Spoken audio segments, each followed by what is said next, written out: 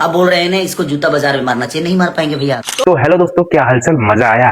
नहीं, एक और देखो। वो लोग ऐसा मशीन में बनी कि वो लोग पापो करब न तो न से एकदम फ्रेश होके वॉशिंग पाउडर निर्मा। अब तो मजा आया ही होगा। ऐसे ही नहीं खेसारी को कहते हैं।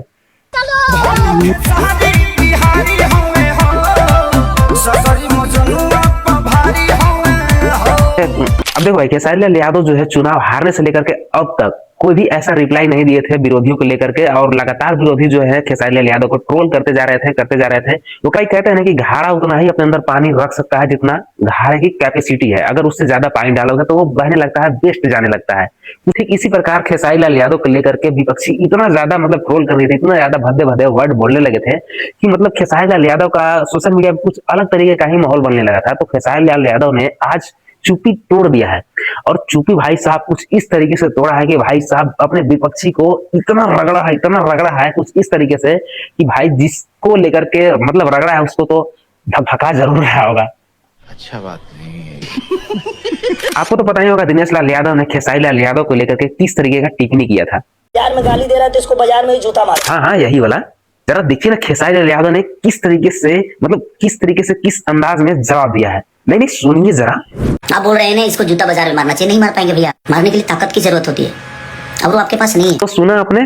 अब जरा आपने दिल पर हाथ रख के बताइएगा, अगर खेसारी लाल यादव के फैंस होंगे तो किस किस को मजा आया कि नहीं?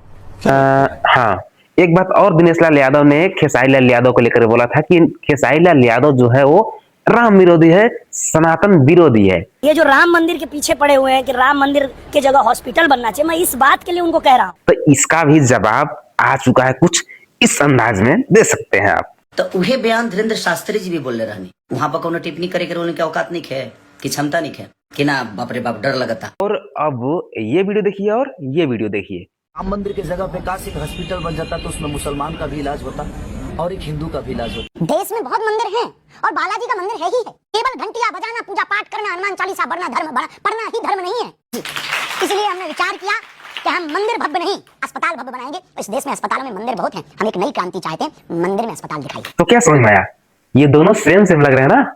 हाँ, ये बात दिनेश लाल यादव को भी पता था कि यहाँ पर खेसारी लाल यादव जो है वो बिल्कुल सही है, लेकिन ना तो यहाँ पर दिनेश लाल यादव ने दिमाग लगाया कि भाई खेसारी लाल यादव को ट्रोल करने के लिए कुछ ना कुछ तो मुझे चाहिए ना।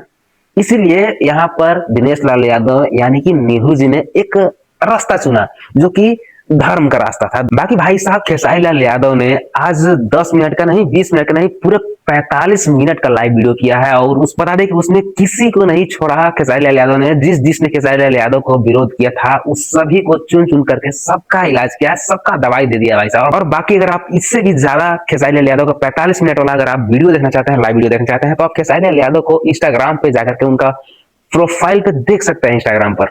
और हाँ, कमेंट करके जरूर बताइए कि आपको वीडियो कैसा लगा, और अगर आप यहाँ तक पूरा वीडियो देख ही लिए होते हैं यार, लाइक कमेंट शेयर तो बनता है।